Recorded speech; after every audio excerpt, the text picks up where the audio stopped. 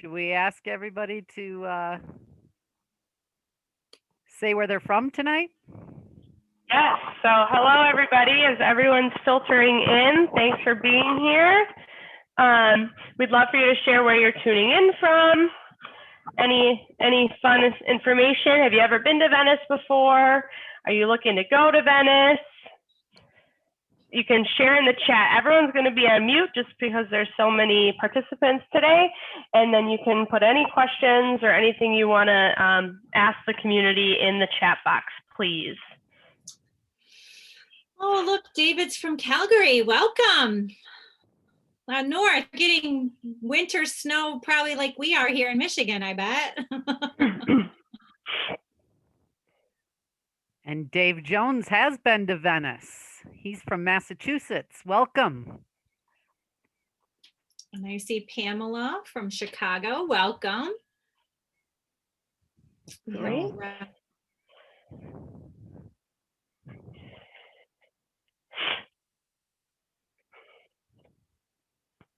It looks like Nancy from Pennsylvania. I think I've seen you before, Nancy, so nice to see you again.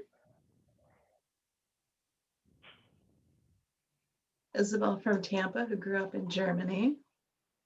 Oh, and Leslie said that she had to cancel the trip in May. So, Cute. yes, yeah. We hope you're planning to go back. Yeah. Debbie's on from Michigan. I see you. How are you? Ooh, She said she's we have Julie from been to Rome. Mexico. Yeah. Ooh.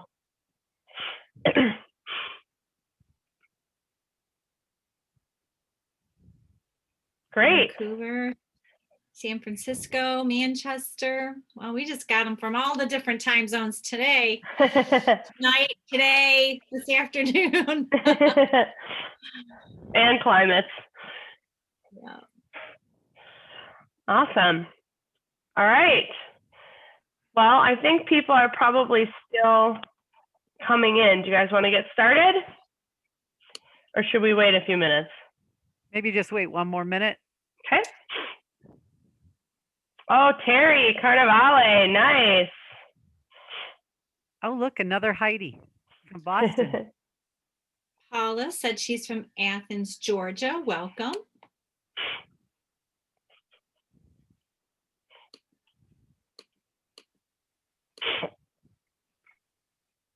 Okay, I haven't seen anybody new now for a little while, so. So we're good? All right. Well, thank you again, everyone, for being here. We're gonna get this started.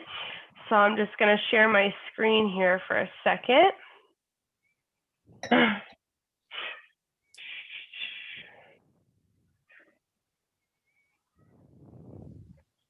Okay. Can everyone see my screen? Yes, we can see your screen.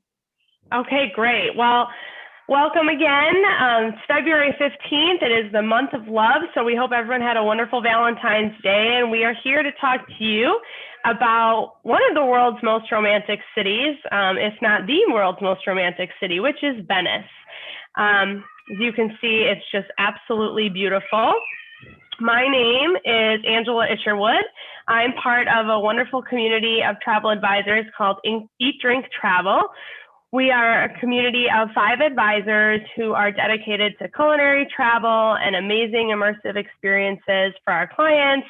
And during the pandemic, several of the advisors here today, including Candace and Maria, Candace from Stay Balanced Travel and Maria from Ingenious Travel, had a wonderful idea to start creating what is known as virtual vacations so that people could keep their wanderlust alive and keep the spirit of travel alive, even being confined from their homes.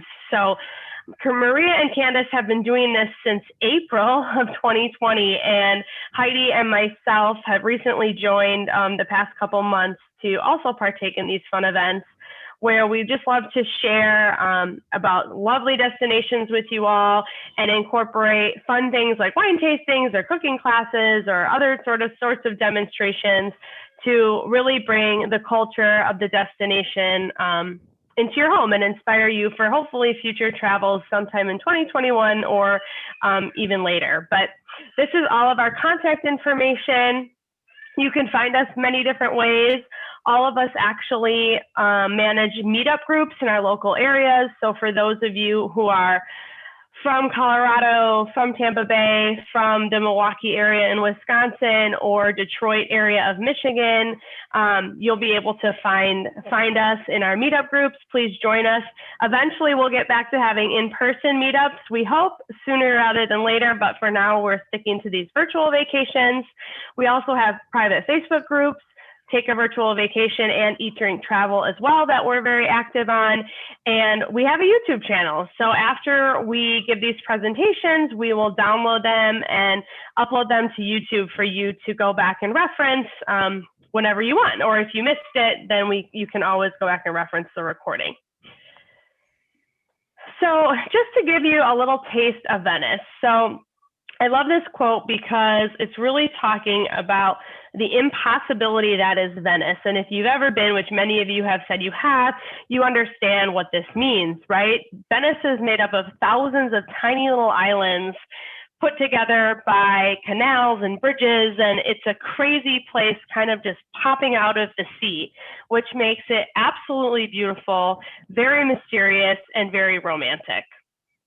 So this quote I love because it says it's the city of mirrors, mirages, at once solid and liquid, and at once stone and air, which is just really true. Everywhere you look, you can see, you know, the glinting of the sun, the sparkling on the water, the moonlight sparkles at night. It's just absolutely stunning, as you can tell in this picture. And there's an air of mystery about Venice. Yes, there's an air of romance, but there's also just something beguiling and mystique about it. It is a place where you can get lost. Part of the charm of Venice is getting lost. You walk down these narrow streets and go over these tiny bridges, and all of a sudden you're somewhere that you had no intention of being, but there's hidden secrets behind all of the little alleys of Venice, and they're really wonderful. It's also mysterious and lovely because of the palazzos. So this is a picture here of the grand palazzos that sit in Venice. There's a bunch of them that sit along the Grand Canal from the time of the Republic when the noble families built these. You can see they're practically in the water. They're wonderful. You can stay in some of them. You can visit some of them. You can eat dinner in some of them. So they're really a wonderful and unique part of the city. And then just one last quote. If you've read a lot, nothing is as great as you've imagined, but Venice is better. And it really, pictures don't do it justice. You really have to see it to believe it. So I'm going to play a video for you. One of our partners that we all work with, they're a Virtuoso partner. They have a wonderful local guide in Venice who did a beautiful virtual walking tour for us where he is going around the city. He's telling us all about the city's most romantic spots to see, things to do, places to eat, places to drink, really the whole shebang. And I'm so sorry for the background noise here. And so it's kind of just be careful of the audio because there's some parts that are a little softer because he's really in the city and he's really talking to us from the city. So just watch the audio, but I hope you'll enjoy the video. It is a really wonderful video. So without further ado, I'm going to share it. Okay, share. When boy meets girl, they say, when the moon hits your eye like a big pizza pie, that's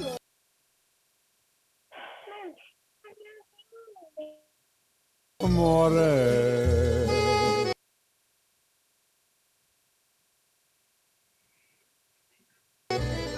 When it comes to romance, Venice is definitely a cliché.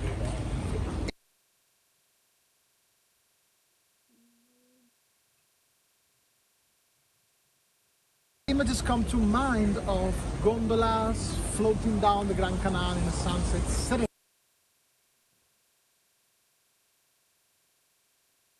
guided by a gondolier.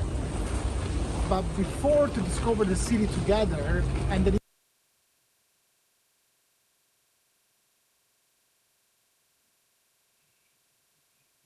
reasons of why it is considered the most romantic city in the world, together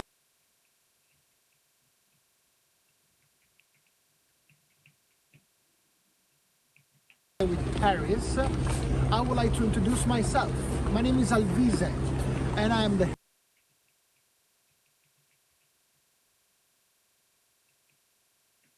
head tour guide of Queen of Clubs here in Venice, which is my hometown.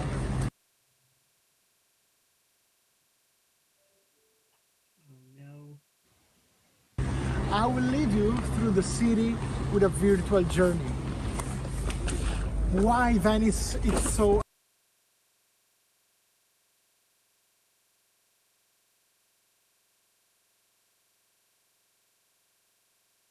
I'm just going to give it a minute to kind of catch up here. Angela, can you also put it in the widescreen? Is it on widescreen? There we go. Is that better? Yeah.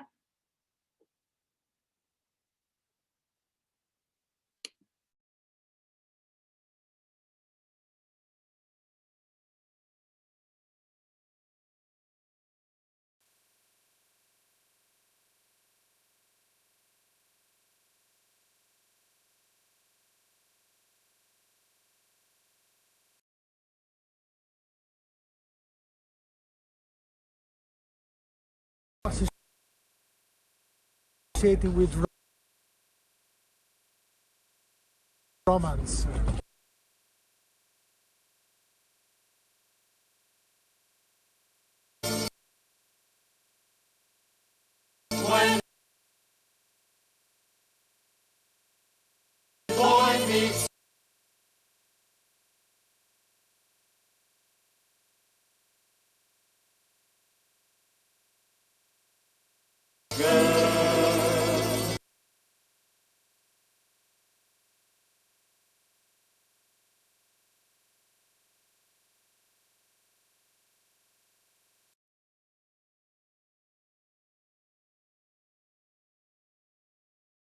Here's what they say.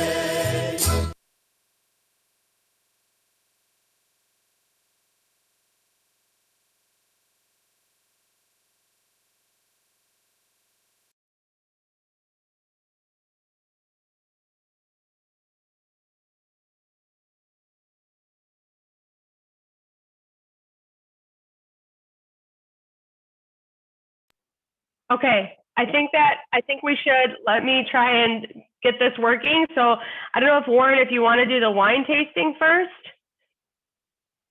or somebody else wants to jump in for a sec. Sure.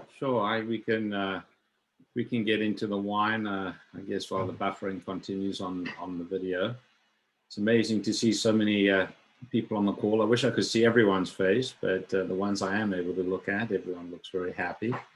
And it's great to join you again for this second series and this tour of the Veneto and Venice. I'm sure we all have our Venice stories, as you probably saw in the chat window.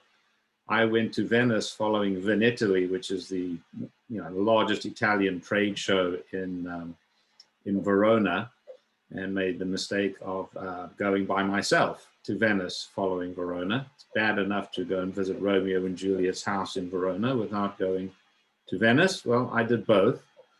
Suffice it to say, I heard all about it when I got back to San Francisco from my lovely Connie. And the next year, we went back to Venitaly together, where we tasted 400 wines in 3 days. It was pretty amazing, including the two we're drinking tonight.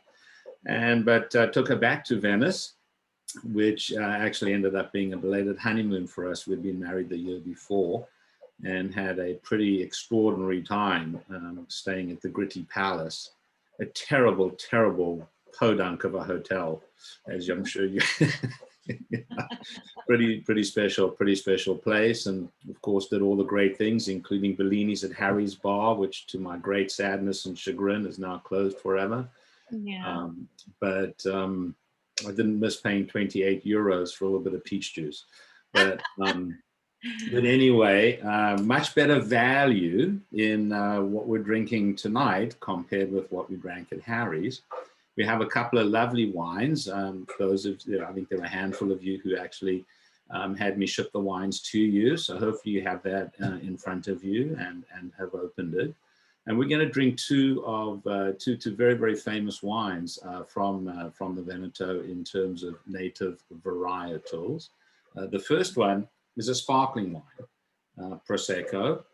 We tend to call everything with bubbles in it champagne, but as I'm sure most of you know, of late, a number of decades ago, the people in Champagne got very upset about us calling our sparkling wines in Italy and in Spain and in other places, including California, champagne. So now it is actually illegal to call anything champagne unless it's actually vinified in Champagne.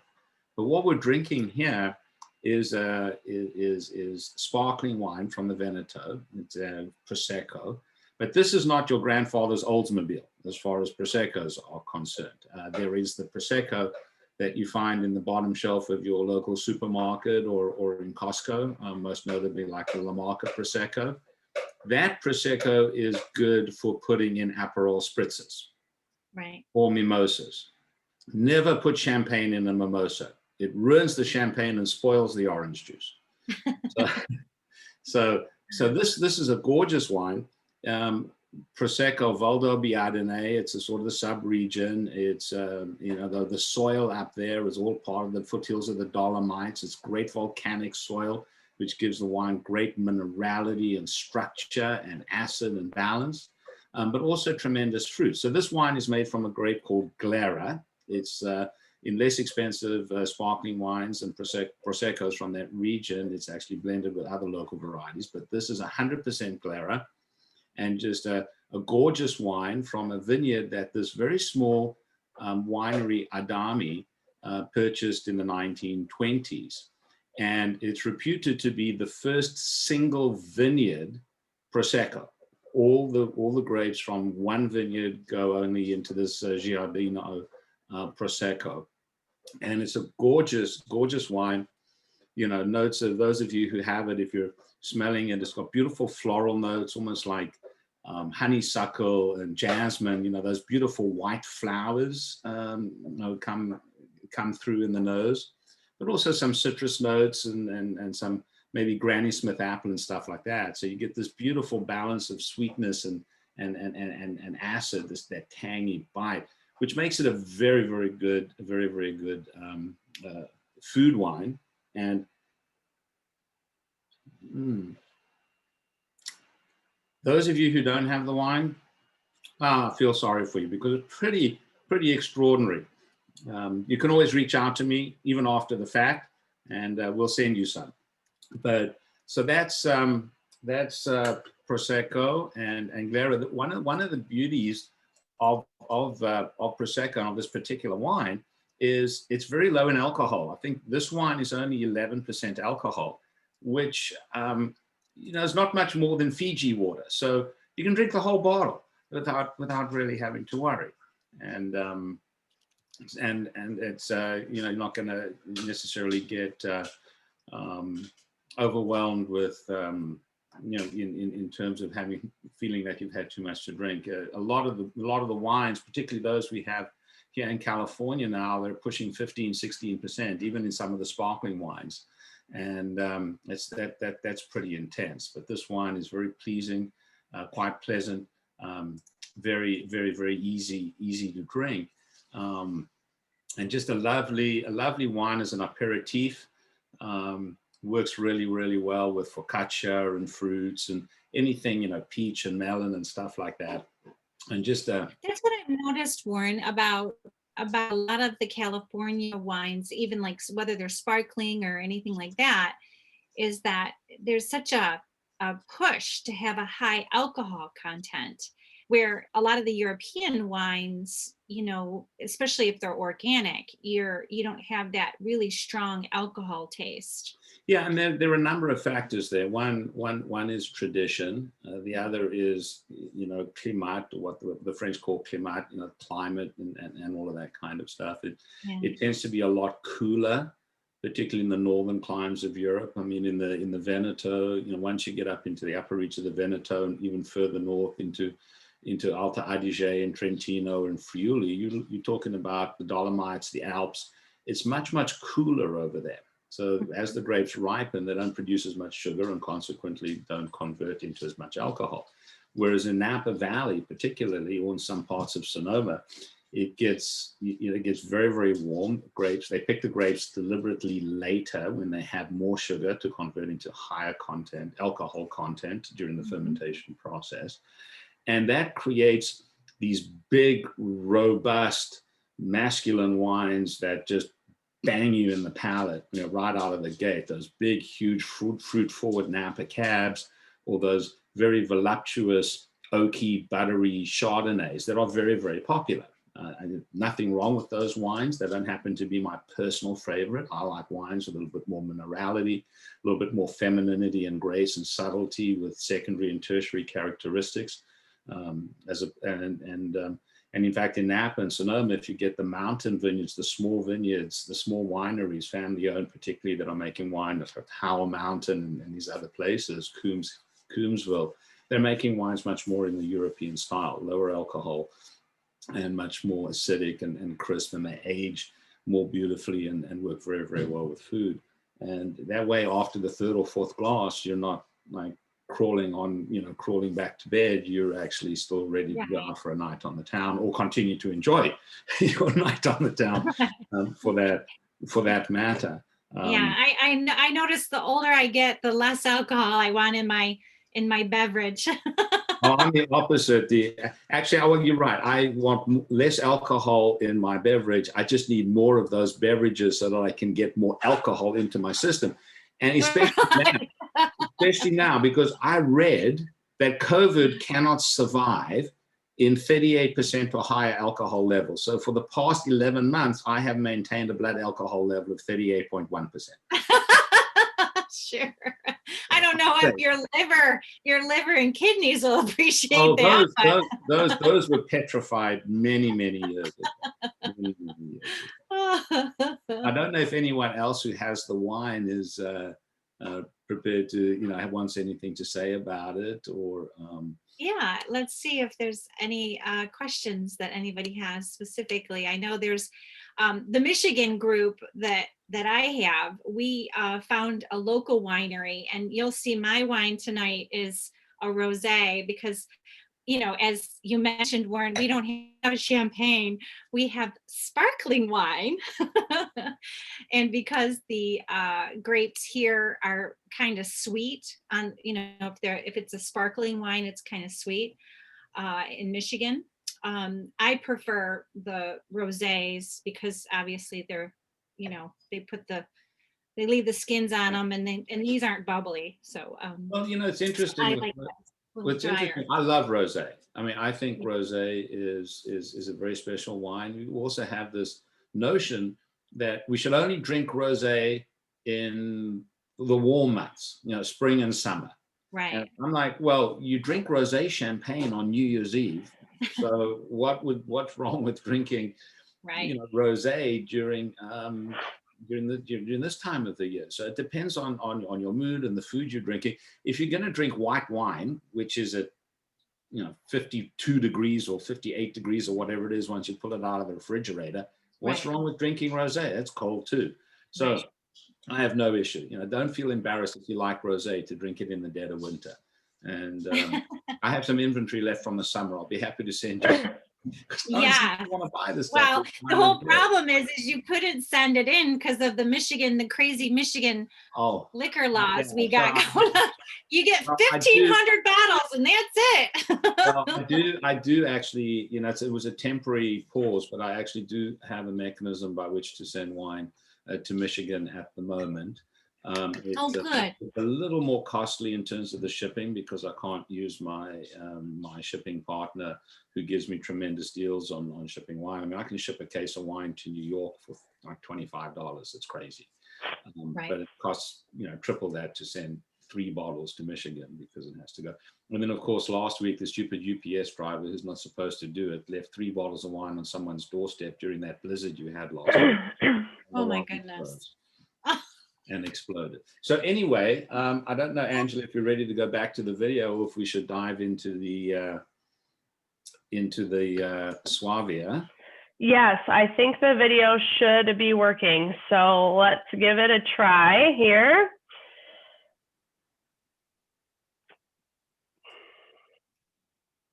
Can everyone see my screen? Yes, I can see it, and it looks like you got it in the full view, screen view, so let's give it a shot. All right, here we go. Wish me luck here. When boy meets girl, here's what they say. When the moon hits your eye like a big pizza pie, that's amore. When it comes to romance, Venice is definitely a cliche. Images come to mind of gondolas floating down the Grand Canal in the sunset, serenaded by a gondolier.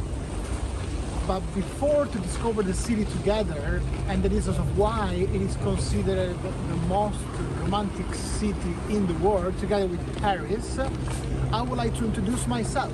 My name is Alvise, and I am the head tour guide of Queen of Clubs here in Venice, which is my hometown.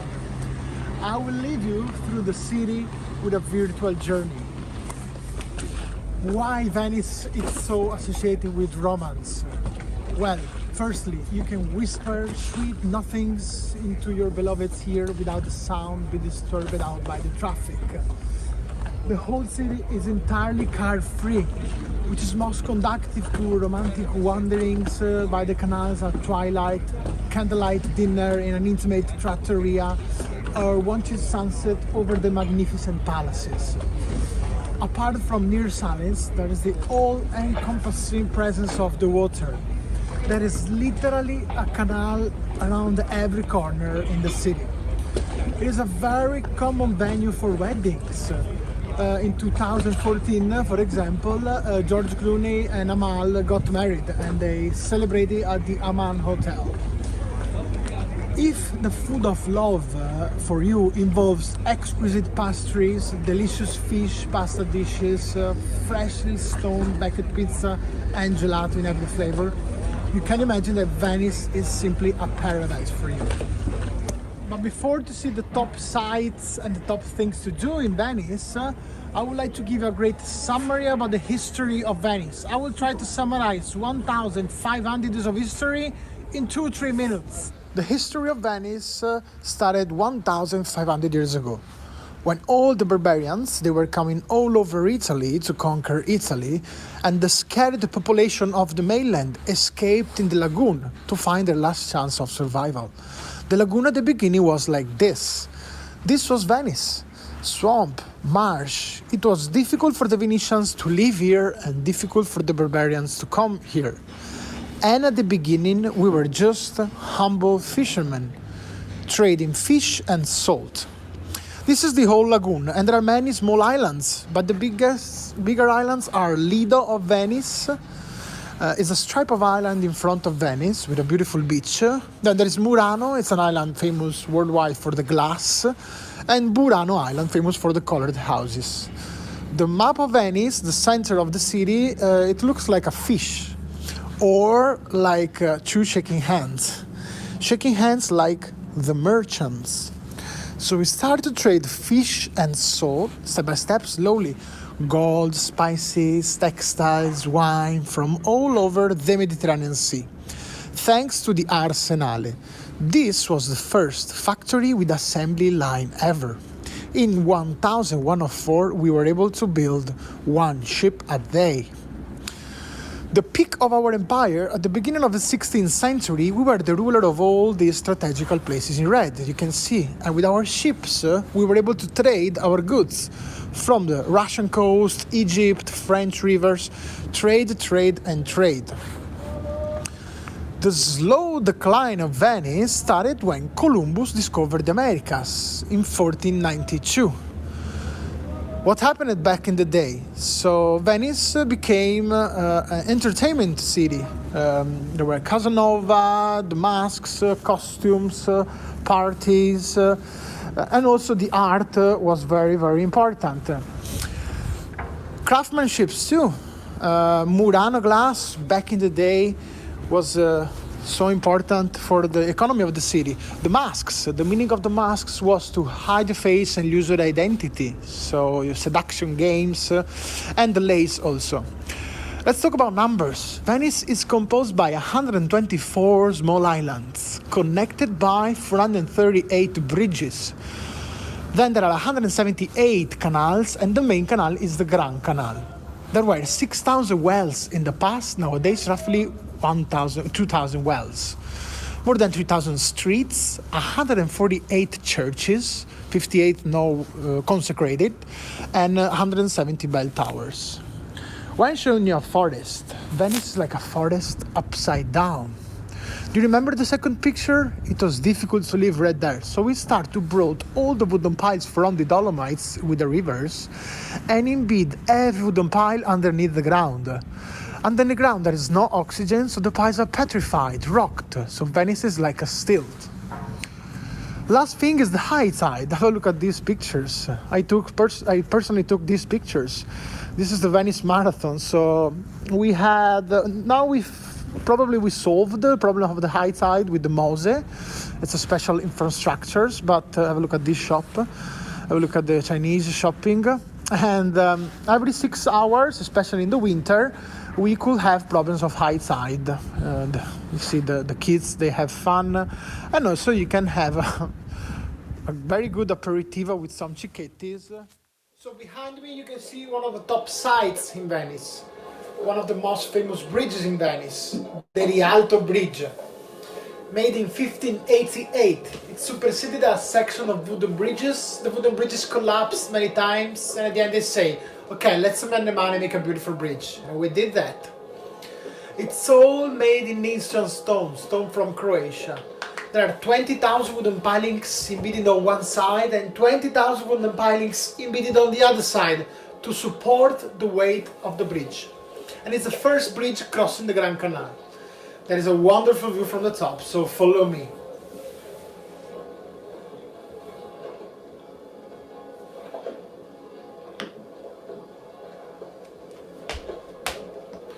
The bridge has also the shops on top.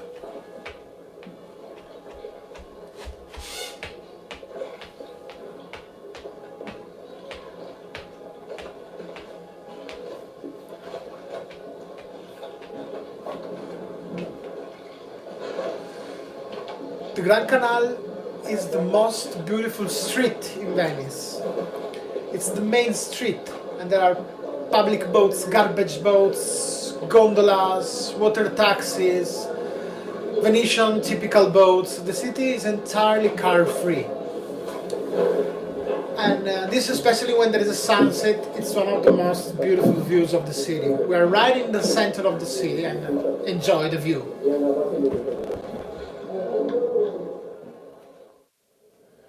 We're here now in St. Mark's Square, which is the most important square in Venice.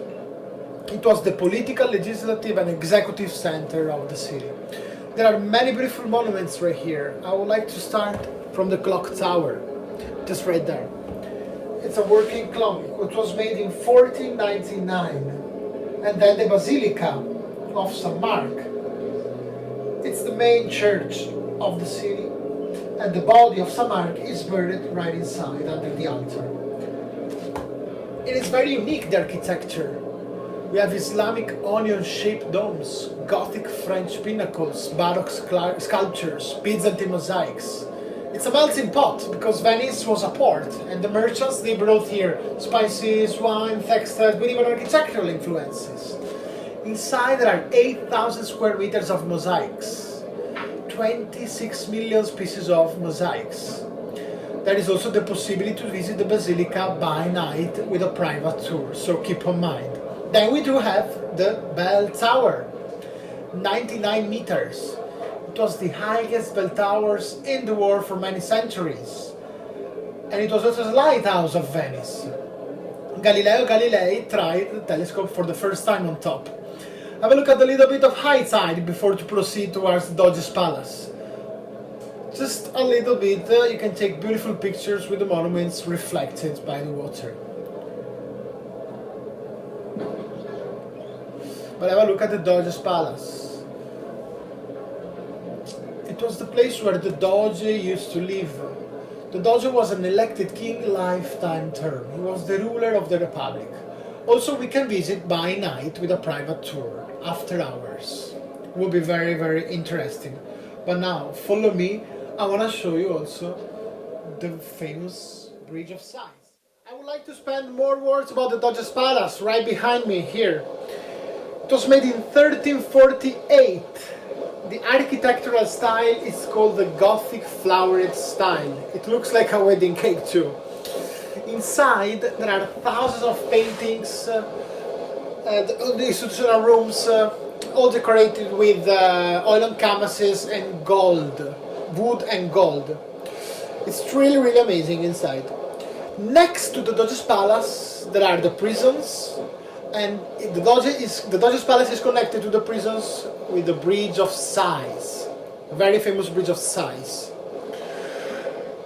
I want to show you, follow me this way. These are the platforms for the high tide. When the city is flooded, the walkway, the Venetian can walk on top of this in order to avoid the tide.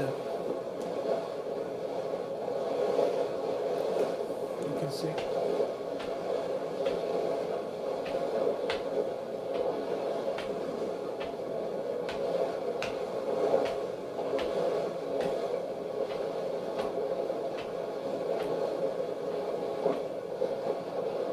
And have a look at the famous bridge. There we go. Made in 1614. The architect was the nephew of the architect of the Rialto Bridge. Why it's called Bridge of Sighs? Because it's connected the Doge's Palace to the new prisons. So the prisoners would sighs for the last time watching Venice through the windows. Nowadays, no prisoners anymore, so you can take a gondola and pass slowly under the Bridge of Sighs. The gondoliers, they say, if you kiss a lover under the Bridge of Sighs, you will stay forever together. Here, right in front of the bookshop, Acqua Alta, which means high tide. So there are thousands of books displayed on gondolas, bathtubs. At the end, there is a staircase made out of books. It's a truly magical place and very hidden, and it's going to be one of the top sights to see here in Venice. It's also very romantic too. The owner is not a very humble guy. Have a look. Welcome to the most beautiful bookshop in the world. So follow me this way. There are 5 cats inside. They're jumping on old books and they're not aggressive actually. So you can see the beginning to the left there are Venetian books, History of Venice. Here, hello. And to my right here, there is a bathtub. And in the middle of the shop here, a real gondola, 9 meters long, with all the books on top. It's pretty funny, but because the name of the place is High Tide, and you can imagine that when there is a high tide here, the owner is suffering pretty much.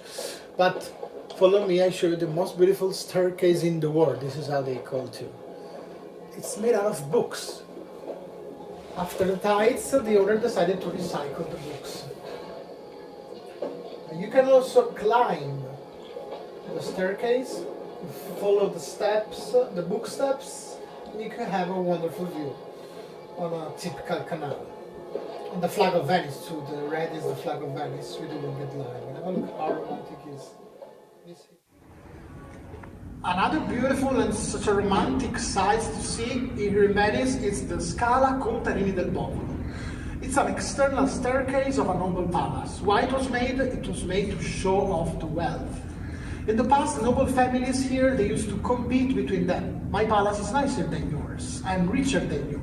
This family was very rich, very wealthy. They didn't have the chance to show off the wealth on the facade because it's such a hidden place. So they decided to show off the wealth on the backyard in 1499 with the construction on this amazing staircase. Architectural style is a fusion between Gothic and Renaissance. But the main things to know is that with Queen of Clubs you can privately rent for wedding proposal, to celebrate anniversaries, for special breakfast, special cocktails on the top. And also there is the possibility to rent for an exclusive mandolin concert. I love this staircase.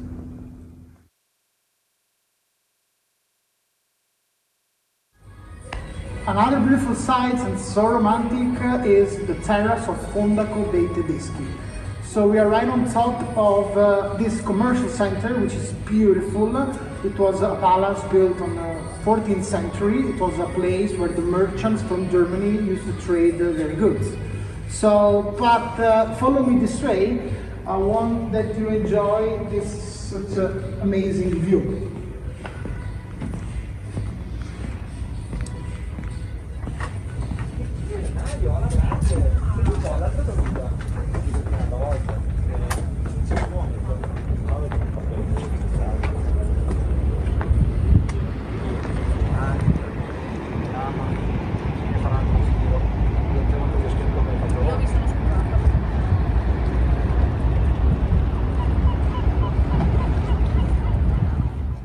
Now it's time to discover the top 3 romantic places where you can eat here in Venice. So the first one is Linea d'Ombra. It's located in Dorso Duro district and it's a contemporary designed restaurant, uses crystal, wood, steel and fur on its decor.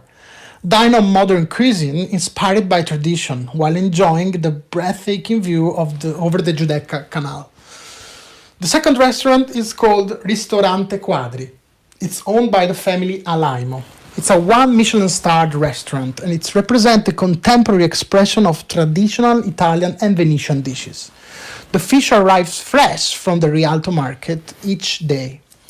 The only restaurant in San Marco also was restored in early 2018 by Philippe Stark and other selected Venetian artisans, bringing back the original splendor of the space in a contemporary context. The atmosphere is a concentration of mystery, beauty, and poetry. The last restaurant is Locanda Cipriani, located in Torcello Island. There is Murano, Burano, and Torcello. It's pretty far, but with a beautiful boat ride, you can reach this place and you can enjoy the pleasure of the good cuisine in an oasis of beauty and tranquility as Ernest Hemingway, the Queen Elizabeth, Winston Churchill, Chagall, Max Ernst, and then also Steven Spielberg, Tom Cruise, Jack Nicholson.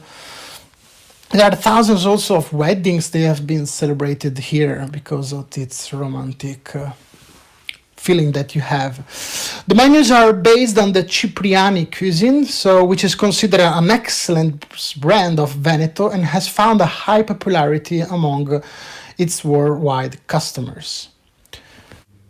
Now it's time to discover the top 3 places where you can have a drink here in Venice. The first one is Café Florian. Born in 1720, so this year actually was the 300th birthday of Café Florian. It is the oldest cafe in the world. It's like a museum with 18th century paintings and historical wood furnitures. People don't sit at Café Florian for a simple coffee, but to plunge into a unique experience where you can breathe the history, listen to the good music of the orchestra, and be pampered by the excellent service on strictly silver trays and enjoy the view of the beautiful San Marco Square. The second place is the Harry's Bar.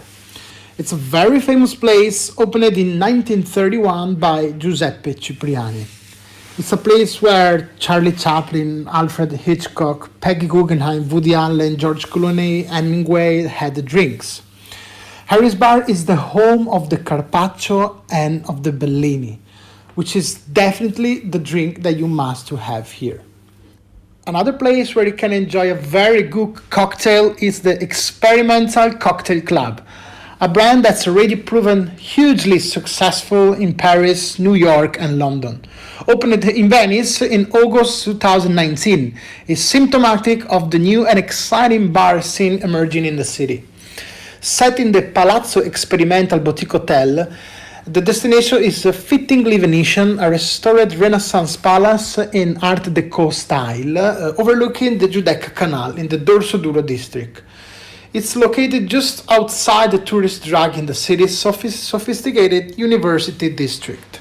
They have a very interesting cocktail list. Now it's time to talk about the most romantic and exclusive places to stay here in Venice. The Gritti Palace is the first. Gritti Palace is overlooking the Grand Canal in the heart of Venice, and it has one of the most beautiful views of the lagoon city. Dating to 1475, this noble palace and luxury hotel is a place of exceptional art and elegance that has kept its intimate and familiar feel of a private residence. An historical treasure where heritage and culture blend with renewed Venetian style. The Gritti Palace is where multiple generations of elite global influencers gather to explore, taste, and celebrate love. They have a wonderful terrace where you can enjoy a prosecco after a long walk to discover the city. The second place is the stunning Palazzo Venart Luxury Hotel, opened its door to the public in August 2016. It is a boutique hotel with 18 prestigious and decorated rooms and suites, each based on a unique aspect of Venetian history. Fronted by its colorful garden facing directly into the Grand Canal, the entire 16th century palazzo and grounds have been carefully restored with minute attention to details. Original features which includes Renaissance frescoes and marble fireplaces. In addition, which is very important, the Palazzo Venart boasts the privilege of hosting the exclusive glam restaurant, 2 Michelin stars since 2020, led by the multi-starred Enrico Bartolini and resident chef Donato Ascani. The restaurant offers unique menus for a gastronomic experience of the highest level. Another wonderful place to stay is the Luna Baglioni Hotel. It is an historic Venetian hotel, dates back to the 12th century. In 1574, it was already known as a Locanda della Luna. During the 18th century, the building was decorated with frescoes by Giambattista Tiepolo, which now adorn the sumptuous Marco Polo ballroom. It's now the breakfast room. Recent renovations have improved the hotel with new spacious suites to spoil its guests with breathtaking views over the lagoon and the St. Mark's Basin. It is located just a few steps from Summer Square, just a short distance from the city's most famous historical attractions, wonderful monuments, museums, and refined boutiques. A private mooring berth enables gondolas to reach the entrance of the hotel. It is one of the best spots to start and to end a very romantic gondola ride. Now it's time to discover the Veneto region. There are beautiful places to visit, such as Verona, which is also called the City of Love, and is only 2 hours by train from Venice. With a vibrant history, unique cultural legacy through the plays of William Shakespeare, and beautiful architecture, the city is a must-see for romantics, history buffs, and culture lovers. You can spend the day strolling the streets where Romeo and Giulietta was set, checking out one of Europe's most vibrant cafe cultures, or visiting the 2,000 years old arena which still hosts operas each summer. Otherwise, you can take a car from Venice to reach the Prosecco Hills, close to Treviso. Prosecco has grown world famous as the sparkling wine of Italy. Grown in the Prosecco Hills, just north of Venice, a visit to the wine region is not only tasty but excessively scenic. As opposed to Champagne, which refers to a region, the name Prosecco refers to the grape itself. It is grown in this lush valley of Italy, surrounded by green hills and framed by the Dolomite Mountains. Prosecco has been grown here for more than 10 centuries. 3 main towns can be found in the region: Valdobbiadene, Conegliano, and Vittorio Veneto. Mild climate and rich soils make the vineyards, tasting rooms, and local restaurants all offer opportunities to taste the dry, light sparkling wine as it serves. Many of the vineyards have small terraces on steep slopes that offer great views of the surrounding countryside. If you like the mountains and adventures and hiking, you can't miss the Dolomites. The Dolomites are 1 hour and 30 minutes by car from Venice, and they have been listed as UNESCO Cultural Heritage. You can visit the chic mountain town of Cortina d'Ampezzo, also called the Pearl of the Dolomites, and then see the stunning lake Sorapis with clear tropical water, as well as the Tre Cime di Lavaredo and the Tofana mountain. Now let's talk about food and wine in Venice and Veneto.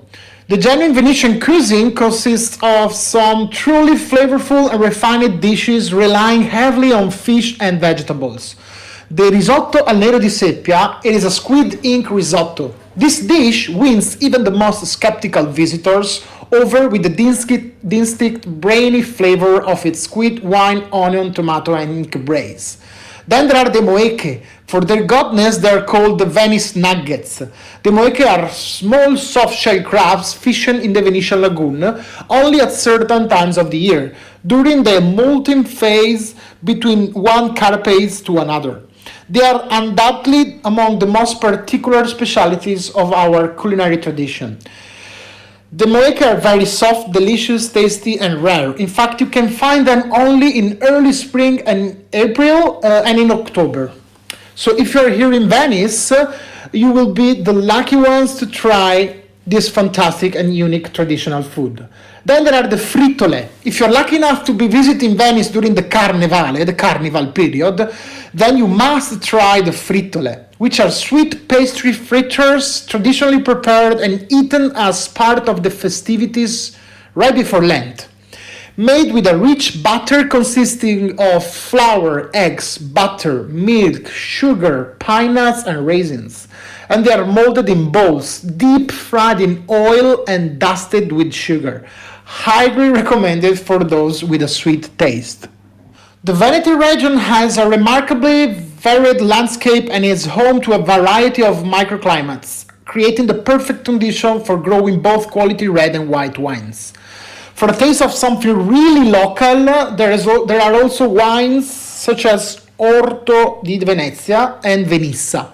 These wines are produced on the islands of the lagoon, but I will suggest to have a Bellini, fresh peach juice and Prosecco, or the famous Aperol Spritz, which was invented in Venice at the end of the 19th century. It is composed by 1/3 of Prosecco, 1/3 of Aperol, 1/3 of soda water, and 1 slice of orange and 1 olive. Aperol Spritz is an ultra refreshing, not too sweet, bubbly cocktail. A proper Aperol Spritz tastes like summertime and looks like a golden orange sunset. As far as concerning the wines of Veneto region, we cannot miss the Amarone della Valpolicella. Amarone is a rich red wine that originates from Valpolicella area, close to Verona, known for its very strong, powerful flavor. It also has a high alcohol percentage, up to 15-16%. Valpolicellians have been stomping grapes since the days of ancient Greece, and the red wine only seems to get better with age. Expect strong, concentrated flavors of dried figs, cherries, savory, and licorice that balance well with the boozy content. My favorites are definitely the Allegrini and the Masi. Other typical specialties from the Veneto region are the polenta. Polenta is made from coarsely ground yellow corn and has always been popular in Veneto for its simplicity and versatility. In restaurants, polenta is often served with marinara sauce as a creamy accompaniment to chicken, pork, and short ribs. Then we have the radicchio of Treviso. Treviso is regarded as one of the best provinces in all northern Italy for vegetables, thanks to its incredibly fertile soil. Radicchio, chioggia, and Castelfranco are very famous lettuce from Treviso and look as good as they taste. Cardoons, celery-like roots, are popular all over the Veneto region, while everything from peas and beans to wild mushrooms and artichokes are incredibly popular when in season. Then I would like to end with the tiramisu. The origins of the worldwide known tiramisu are disputed, but all stories tend to point to Treviso. The name translates to pick me up, thanks to the inclusion of coffee, and seemed to come to prominence in the 60s. The delicate flavor of layers of mascarpone and Italian custard are contrasted with the darkly robust presence of espresso and sharpness of cocoa powder. Hope you enjoyed the video. Angela, Queen of Clubs, and I, we're all looking forward to welcome you in Venice soon, and happy Valentine's Day.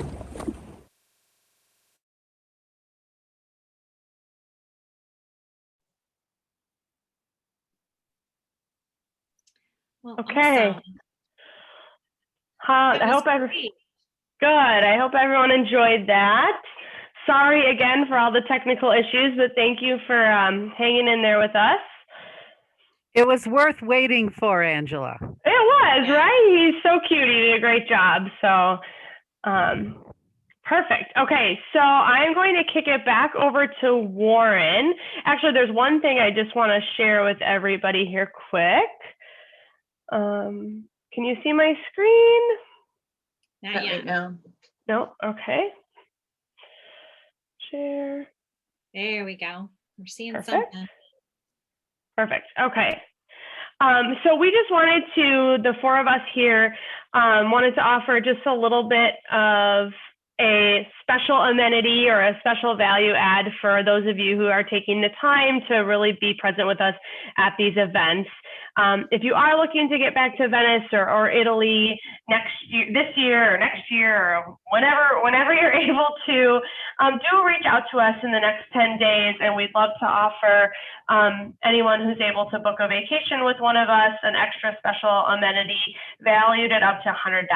So it is a limited time offer, but just a little thank you that we want to give to those of you who are interested, who are present and interested in using our services in the future. So our information is once again on this slide. We'll also copy and paste it into the chat box, as well as all of the places that Alvise mentioned. But in the meantime, I'm going to let Warren get back to the wine tasting. Oh, and I just want to add in, for those of you that aren't familiar with the chat box, there's a little, in the lower right-hand corner, there's a little box with 3 little dots that are horizontal. When you click on that, it says save chat. And then what happens is it saves the actual chat information that we put in there. Angela mentioned she's going to put our information in there, but then she's also going to give information about the video and such, with locations and things like that. So if you're wanting that, just make sure that you put that information in the chat, and that we will make sure we get that out to you. Great. All right, Warren, go ahead and take it away. Okay, and we're back. Well, I mean, that was pretty amazing. I mean, just looking at all of us, those of us who have been there, to be able to walk through Piazza San Marco and up and all over, around and over those bridges, and not have a single other tourist there would be, my goodness, that would be like, wouldn't that be amazing? It's pretty much of a fantasy, but that was pretty extraordinary to see all those wonderful places again, and the rooms in the hotel I stayed in, supposedly. But anyway, I encourage, if you have been to Venice like me, you just can't wait to go back. And if you haven't been, I strongly encourage you, if that video didn't seduce you into grabbing your passport and running to the airport as soon as we're allowed to. I don't know what will. So thank you for that, Angela. That was pretty good, and I think he would be an awesome guy to share that with. So back to the wines. I mean, I think it was pretty interesting. Right? We were talking a little bit earlier about Aperol spritzes, and we were talking about the different regions and the Dolomites, and it's so far when you go up there that north up into the Dolomites and Treviso and Alta Adige and these other places. It's really cool because it's so far north. They speak Italian with German accents. Isn't that fun? Big weird thing, right? You got a restaurant in Trentino and it's Vienna Schnitzel, and it looks like Heidi. The Heidi movie set was dropped off. It's pretty cool, and I guess the grapes don't know that at some point after World War I and World War II, the Austro-Hungarian Empire walked away, and the grapes don't know that there's a line in the map. So these varietals exist across that entire region. In fact, a lot of them emanating from Croatia, where I just did one of these just recently. But speaking of wine from that region, you saw the beautiful, beautiful vineyards of the Veneto, in those hills where Prosecco is made. Actually, it's Glera is the grape, Prosecco is the style of wine. But you can see just how gorgeous it is and how steep slopes some of those vineyards are, and some of them date back. They do certainly date back centuries, and there's a huge spectrum of difference. So always look for a smaller production, look for a Prosecco where it says DOCG on the neck of the label, which is the highest level, Denominazione Originali Controllata Garantita, which is the European and Italy's highest level of quality. And in order to, those are vineyards that are designated of the most exceptional quality that date back. They're very, very strictly controlled in terms of what grape varietals are allowed into it, how long the wine has to be aged, etc. And that is really your best sign of quality, particularly when looking at Italian wines. Always look for DOCG on the label. Now, there are a few exceptions, one of which is the wine that some of you have in front of you, which is the Massifiti, which is a wine by one of my favorite wineries in the Veneto, in Suavia. And it's just a gorgeous wine. It's a small winery. It's owned and run by three lovely women, a mother and her two daughters, and which is quite unusual, actually, although there are more and more and more women taking prominent positions in the wine industry, particularly in Europe these days, which is a wonderful and refreshing change from the way things used to be. I actually think anything and everything is improved when women are involved. I love women. My mother was a woman. My daughter is a woman. Both my wives, frankly, have been women. And I think, the more women, the better, as far as I'm concerned. But anyway. Scarlett asked Warren if you can show the bottle of wine that you're featuring tonight. I already recycled it. I have them. Okay, Angela has them. So good. Can you see that? That's the Prosecco. So if you lower it a little, if you turn it a little bit, there you go. That's better. And if you text me or email you, I can send. In fact, I think Angela, in your link, you put links to the instructions. She does. Yeah. Yes. We've all included your original them. invitation. Yeah. If I'm not mistaken, Angela has links to the specific wines that we have tonight. Yeah. But actually, hold up that Massifiti bottle again, because it's really cool. It's a cool bottle. It's a very cool bottle. It's a little shorter. Tilt it a little back towards you, so the top comes towards your. If you hold it close and tilt it on an angle, so that there you go. So you can see on the label Suavia. That's the region where it's from. Suave is the region, Suavia is the winery. Massifiti is the name of this particular wine, which is interesting because that, the ancient village where Suavia is based was called Fita, which comes from the Latin word fictus, driven in, which refers to the the basalt that is naturally found in the area, the soil, and it looks like someone like Thor took a pile driver and rammed them into the ground.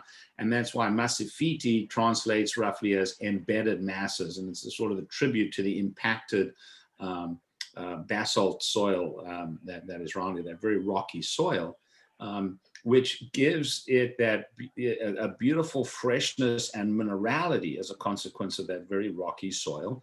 It's not like clay or a lot of sand like in many other areas, which means that the roots of the vine have to fight for every drop of water they can possibly get, which creates a great flavor intensity in the fruit, great concentration of that terroir in the wine, which is really terrific. Great minerality, great acid. This particular wine is 100% Trebbiano, which is a varietal very prominent and native from the Veneto. It's a wine that is just beautiful, gorgeous, pale straw color, and interestingly, on the nose has the very, very similar characteristics of the Prosecco. It's also got those white flowers, all the same honeysuckle and thing notes. Those of you who have it, that are present in the Prosecco, which makes sense, right? Because we talked a little bit about California wines earlier, and one of the reasons that I am a particular fan of these old world wines, not only because they're tremendous values. I think the wines here in California, as great as they are, just gotten extortionately expensive. But there's very little interference in the production of this wine. I mean, the whole goal there is to allow what nature gives you in terms of climat and terroir, and allow that to show through the grape into the glass, which is what makes these wines so different. The bottle that Angela was holding up, it's a very dark, almost black bottle. Suavia makes a phenomenal wine called Monte Carbonaro, which is the mountain of coal, sort of basically. Carbonaro is coal, and it's a black. You can see the bottle's black to sort of reflect the essence of that area. And in the mouth, the wine just has gorgeous, rich, voluptuous mouthfeel. It's almost velvety in the mouth, has great length. It doesn't give you that, pucker that you sometimes get with some grassy Sauvignon Blancs or others. It's just a beautiful wine. And I'd volunteer to bet that of the 69 people left on the call, we started with 102. So clearly 30% of people don't like my face. But I venture to bet that fewer than 10% of the folks initially on this call have ever had a Garganega or a Trebbiano from the Veneto, unless you happen to have been there. And you're probably highly unlikely to have had this particular wine and this particular winery, because it's so small and so little of it ever makes it into the United States. And the same is true of Adami, the Prosecco maker. I think they have a production of just over 100,000 bottles of wine. And those are the things that I like, and what I specialize in is trying to find wines that you won't find in your local supermarket or on the shelves of Costco. And want to find something interesting and different. It's always much more fun to discover something new, something that reminds you of the place and time that when you experience your travels. And I think that's what makes things a lot more interesting. And I think also similar to the Prosecco, this wine, for a white wine, only has 12.5% alcohol. Yeah. And the entire winery only makes about 100,000 bottles of wine, and even fewer, obviously. And this Massifiti is probably the largest quantity of that. Very popular wine. Actually, no, their regular Soave would be the highest volume, and then they go into the single vineyard Monte Carbonaro, and this Trebbiano. But the Monte Carbonaro, if you haven't had it, is fantastic. It's 100% Garganega, which is another local varietal from that area. So those are the two wines we had. I do want to mention our tour guide was talking about the Amarone from up sort of Lake Garda area. They come up there. Amarone is really, really famous.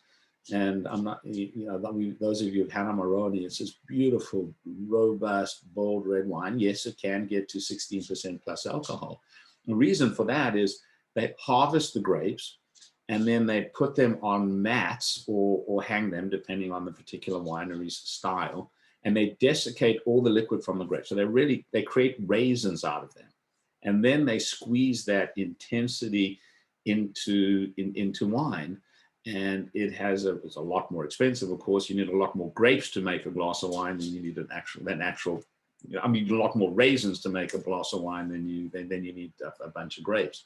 But the intensity of Amarone, if you've never had an Amarone from the Veneto, it's something you should seek out and drink it with some bigoli pasta or something like that, which is also famous and to that area. Speaking of which, we looked at some of the restaurants and the food. Those of you who've been to Italy know this, even France to a large extent, in Europe in general. It's very rare that you'll see someone just drinking a glass of wine.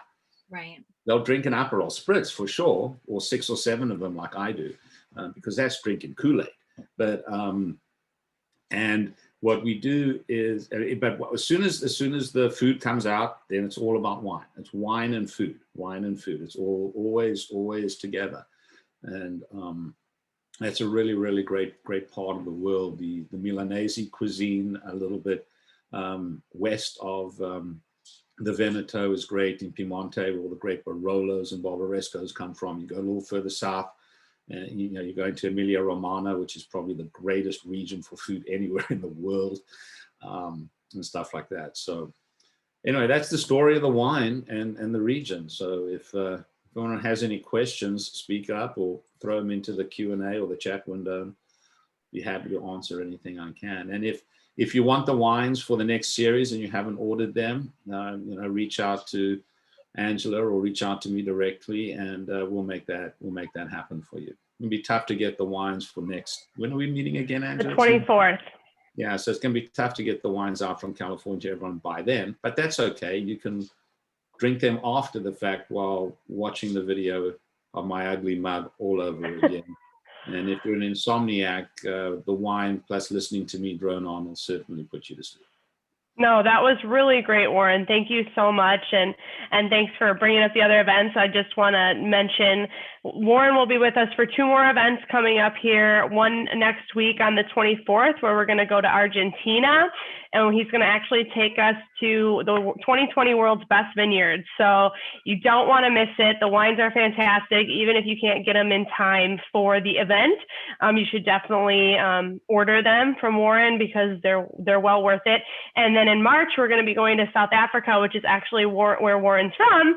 So he has a lot to say about South African wines, and they're also very delicious. So hopefully you'll join us for those events. And then on March 2nd, we have another event coming up that Candace is hosting, which is actually going to be an olive oil and balsamic vinegar tasting event, which is going to be super fun. It's going to feature oils from Greece and Italy, so 2 of our favorite destinations. So make sure to check that one out as well. Super excited about that too. Great. Well, thank you all again for hanging in with us. Thank you for hanging in through the technical difficulties. We really appreciate it. And we hope that we can all travel again soon and to see you soon. Oh, you know what? I should just mention too, you can order the olive oil and vinegar just by go to the meetup or one of the emails that you received. And it's only $32 for the samples. And I have them like here.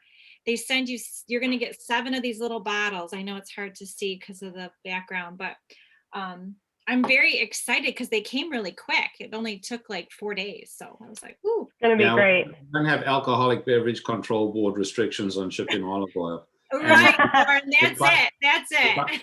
If I ship you wine, the bottles will be a little bigger than that. And Jennifer, just for everyone who wants to know the wine names and everything that Elvise was talking about and maybe you couldn't understand perfectly, we will send all of that information out in email with the recording in the next couple of days here. So thank you for your patience, and we appreciate you being here. Thank you so much. Thank you, everybody. Have a good everybody. evening. Bye. Bye, Warren. Bye. See you next time.